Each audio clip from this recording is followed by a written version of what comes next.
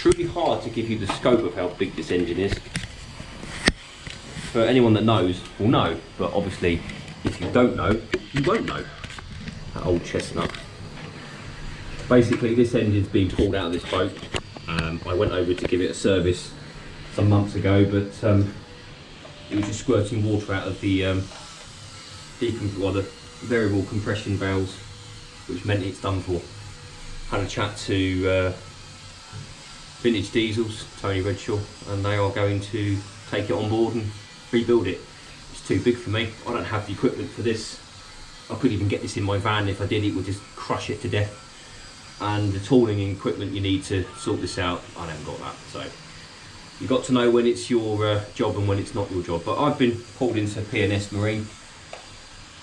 I asked them to come up here. I can unbolt everything, get it disconnected, and get it lifted out the boat today, and send it off on the truck. And then the guys at the yard will do all the cleaning up work inside the engine bay here, clean it out, repaint the engine bay, which will be great. And then when the engine comes back, I believe I'm reinstalling it and reconnecting everything, which will be good fun. So it'll be a bit interesting, this. As I say, it's a big old lump. In terms of physical size, it's hard to give you an example of something that's comparable to everyday life. Immediate objects I think of would be, say, I don't know. It's about the size of a ride-on lawnmower, but a bit taller and a lot heavier. That's the best comparison. I don't know what it weighs, but it weighs a lot. I'll probably put that up on the video in a sec anyway. Yeah, anyway, we're going to get some tools and start unbolting things and get this job on the way, because it is winter and we haven't got the rest of the day. So we'll be back in a minute.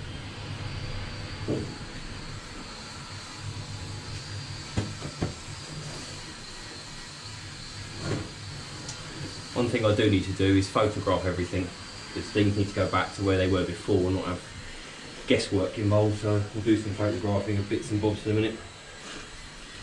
Turn that off a sec.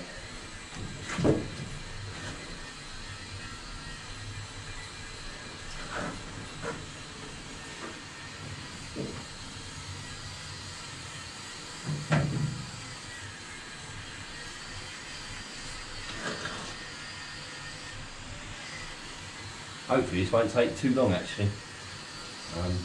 We've got a number of large bolts and whatnot to undo for the fixings that keep it in place, but most of it's just undoing pipe work and clamps to various cooling hoses.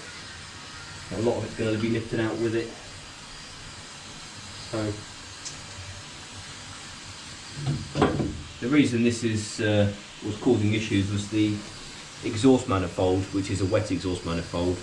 When I was over there, I was trying to work out where the water's coming from. I thought it was rainwater, and unfortunately it wasn't. Rainwater was easy, you can dry it out, still causes damage, but basically what was happening was the wet exhaust manifold was allowing water to mix back into the exhaust pipe and go down into the cylinders, into the valves, and then drop into the engine and fill it up. So unfortunately, actually I'll show you what it was. There was a real problem. So this part here, was it this part? I'm sure it was this part. Yeah, no, it was, because I put that gasket in. It was it's liquid copper gasket. It was just an attempt to try and see if it actually resolve it. It wasn't a long-term solution, because all the faces need to be machined. They're not flat anymore. There's lots of pitting and lots of damage. But someone else had been in it this before me, and they'd done really bad things to it. I don't really want to go bad-mouthing people that aren't here to defend themselves. But anyway, I've got a lot to do. It's probably going to be a time-lapse video. Not a lot of talking on it, because not much to say really. It's just a case of watch to see you do.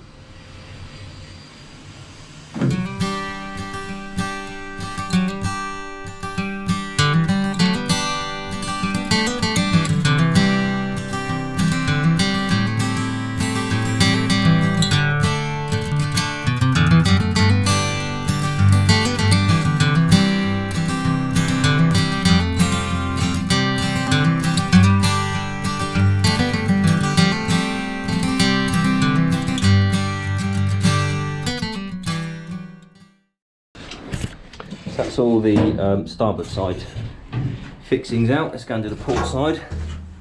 Let's find you a good space. I don't know where I'm going to put you in here, because again, a little corner here, look at that. Maybe you can see something from there, I don't know. Probably don't need those. Just get that on there.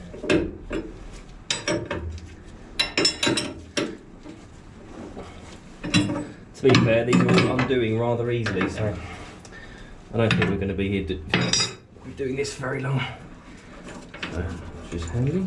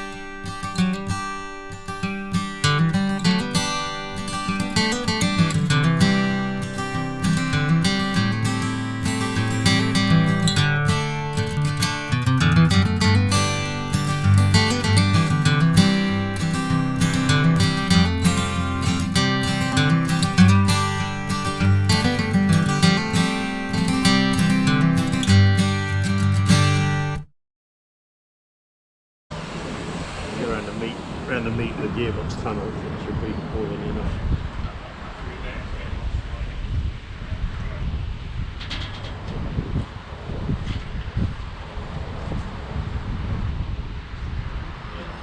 I thought you passed me it. Just shook hands, I thought you had the other end.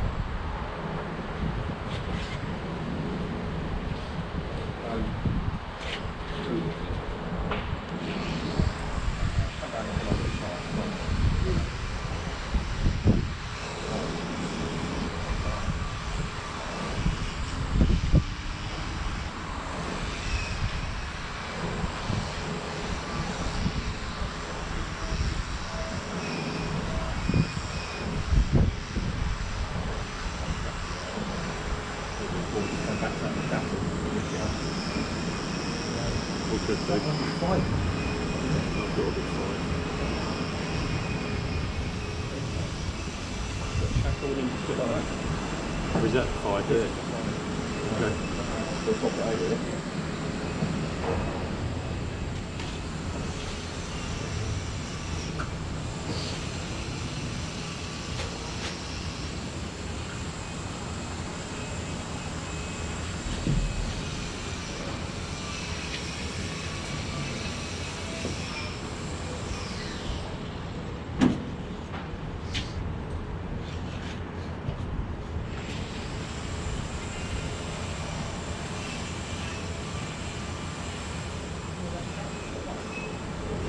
I don't know yet. Hang on a minute. Might have to go back down and take that battery out of the way. If I twist it like that, that'll clear the battery. You're just going to hit this tank though. Yeah. One of them come out of it. Yeah. Right. Sorry, I should have checked that. Right, go back down now.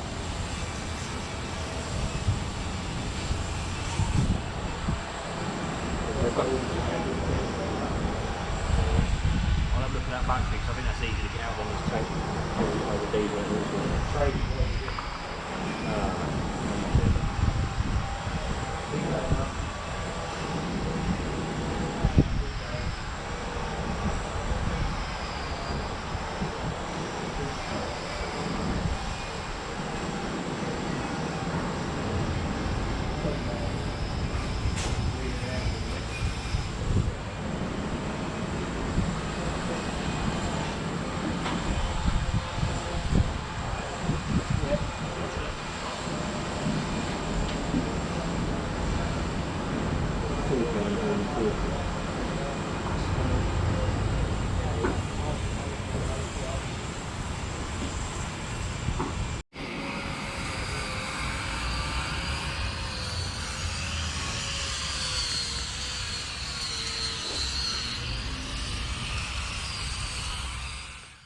And that concludes today. Getting that outwards again. I have to cut bits off it unfortunately, but just some of the hoses, but we can replace those. Big old lump that. Lovely castings on some of this.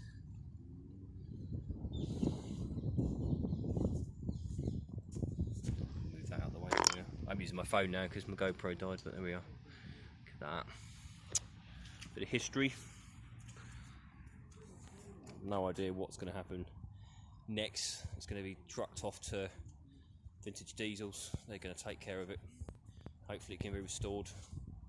The cooling system's full of sludge and God knows what other sins there might be in there. Hopefully the big ends and the crank's okay and all that sort of stuff, but it's not my job to do. It's too big for me. I don't have the tooling for something this big, so sometimes the professional thing is to step back and say that's not my part. So I got the intermediate bit, which I'm grateful for. I'll let the lads at Vintage Diesels take care of that. Hopefully will be a part 2, but I'm not promising anything at this stage. I have been asked to put it back in. I don't know when that's going to be. If that happens, there certainly will be a part 2, and I'll do a revisit, so to speak. Right, ready? Anyway, it's another engine out. That's what it looks like sometimes. Hope you enjoyed the video. See you later.